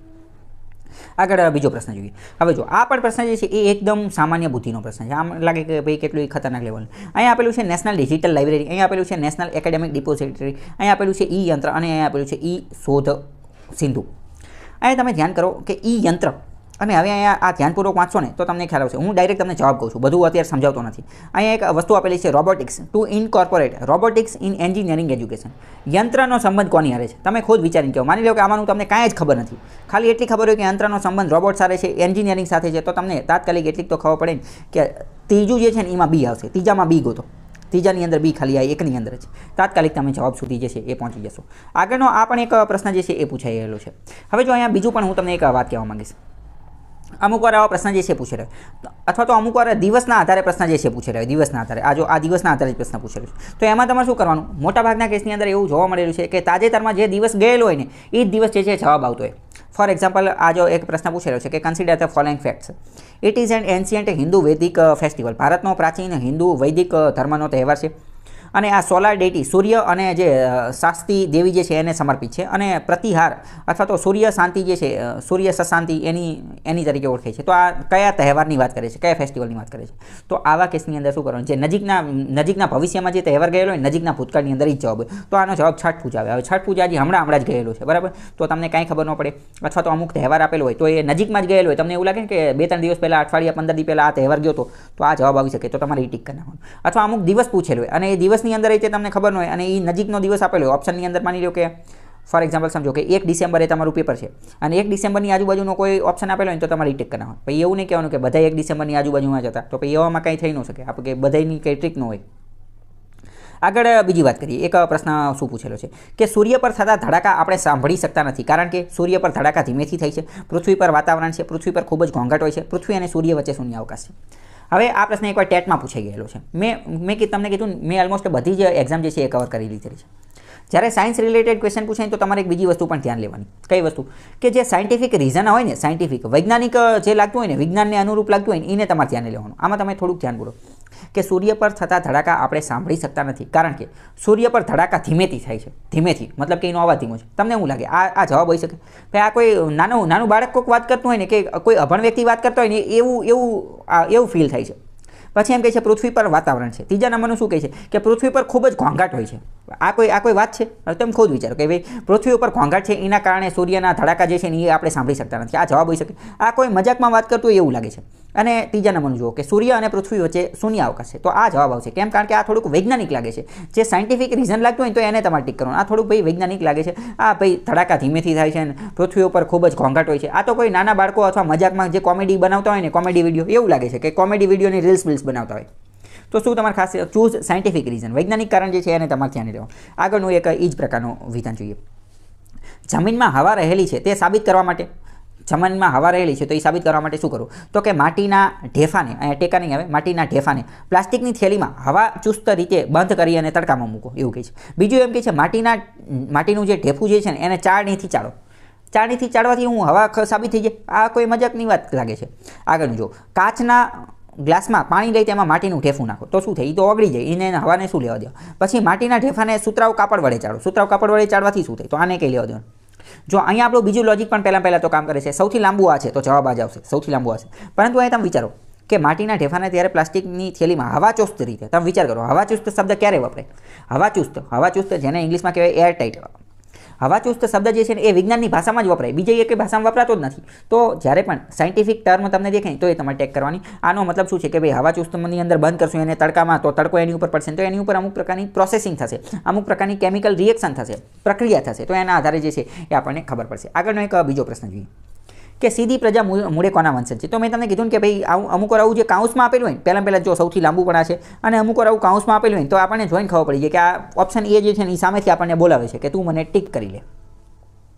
એક બીજો ક્વેશ્ચન જોઈએ કે what is a green house gas protocol? યુપીએસસીની અંદર પ્રશ્ન પૂછાઈ ગયેલો છે 2016ની અંદર કે ગ્રીન હાઉસ ગેસ પ્રોટોકોલ. આનો આપણે થોડો જવાબ કહીએ. પહેલું શું કહે છે કે it is a international accounting tool for government and business leaders to understand, quantify and manage greenhouse gas emission. બીજા નંબરનું શું કહે છે? It is an initiative of United Nations to offer financial incentive to developing countries to reduce greenhouse gas emission and to adopt eco friendly technologies.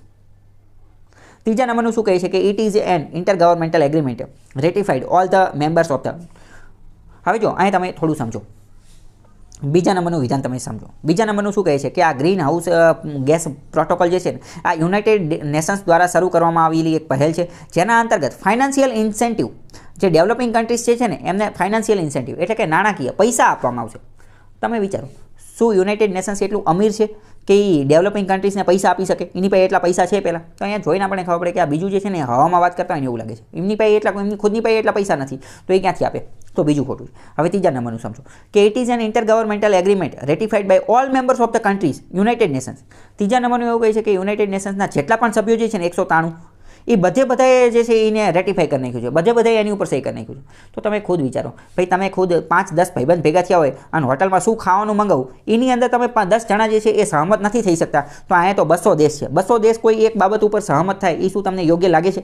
તો આ પણ ખોટું છે. એટલે કે મોટા ભાગની અંદર તમને આવું આપેલું હોય કે ઓલ મેમ્બર કન્ટ્રીઝ જે છે એ સહમત થઈ ગયા, ઓલ મેમ્બર કન્ટ્રીઝે રેટિફાઈડ કરી નાખ્યું. તો મોટા ભાગના કેસમાં જે છે ને એ ખોટું હોય છે. ભાઈ બધા આપણે ભાઈ 5-10 જણા ભેગા થાય તો એ એક વાત ઉપર સહમત ન થઈ શકતા. અહીંયા 200 દેશ કોઈ એ આ પર્યાવરણની બાબતની અંદર કઈ રીતે સહમત થઈ શકે? તો બીજું અને ત્રીજું તો અહીંયા ખોટું છે, એ આપણને તાત્કાલિક ખબર પડી. ત્રીજા નંબરનું વિધાન જુઓ કે it is one of the multilateral REDD+ initiative hosted by World Bank. અહીંયા ગ્રીન હાઉસ ગેસ પ્રોટોકોલની વાત કરે છે. તો તમે વિચાર કરો, ગ્રીન હાઉસ ગેસ અને વર્લ્ડ બેંકને કાંઈ લેવા દેવા છે? વર્લ્ડ બેંકનું કામ શું છે? વર્લ્ડ બેંકનો મુખ્ય ધંધો શું છે? વર્લ્ડ બેંકનો ધંધો છે લોન આપવાનો. લોન તો એની માટે આપવાનો, ડેવલપમેન્ટ પ્રોજેક્ટ માટે આપવાનો. ડેવલપમેન્ટ પ્રોજેક્ટ માટે લોન આપશે તો અમુકનું ગ્રીન હાઉસ ગેસ જે છે એ ઉત્પન્ન થશે. તો ગ્રીન હાઉસ ગેસને આ વર્લ્ડ બેંકને તો અહીંયા દૂર સુધી કોઈ સંબંધ લાગુ પડતો નથી. તો અહીંયા આપણે આ ત્રણેયને એલિમિનેટ કરી નાખ્યું, તાત્કાલિક આપણને ખબર પડી ગયો જવાબ એ જ આવવો જોઈએ. કેમ? કારણ કે ભાઈ આ B, C અને D તો જે છે એ આવતા નથી. તો આવી રીતે તમે સરળતાથી જે છે આવી રીતે પણ જવાબ સુધી જે છે એ પહોંચી શકો છો. આ આખી PDF જે છે હું તમને ટેલિગ્રામ ચેનલની અંદર જે છે એ મોકલી દઈશ, એટલે તમે જાતે પણ જે છે એ પ્રેક્ટિસ કરી શકો. ટેલિગ્રામ ચેનલની લિંક જે છે એ ડિસ્ક્રિપ્શનની અંદર આપેલી છે. અને મેઇન વસ્તુ આ બધી તો ટ્રીક છે, આ બધી ટ્રીકના માધ્યમથી તમે કંઈ પરીક્ષા પાસ ન કરી શકો. પરંતુ મેં તમને શું કીધું કે આ બધી ટ્રીકનો ઉપયોગ કરી અને તમારી પરીક્ષા પાસ કરવા માટેની જે જર્ની, તમારો જે રસ્તો જે છે ને એ ઘણો સરળ થઈ જશે.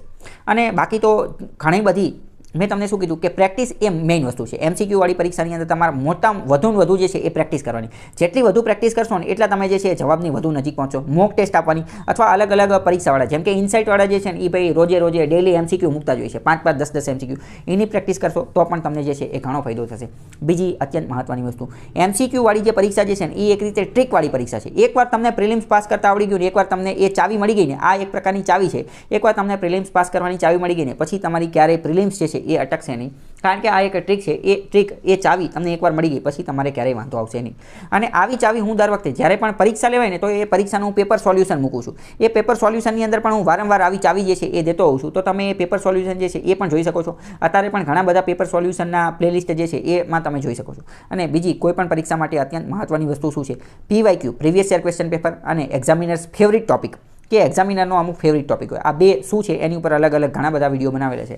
એ બધું જોઈ લેજો, તમને ખ્યાલ આવશે. અને બાકી આશા કરું કે આ વિડીયો તમને ફ્રૂટફુલ મદદરૂપ થયો હોય, બીજાને પણ શેર કરી શકો છો સારું લાગે તો.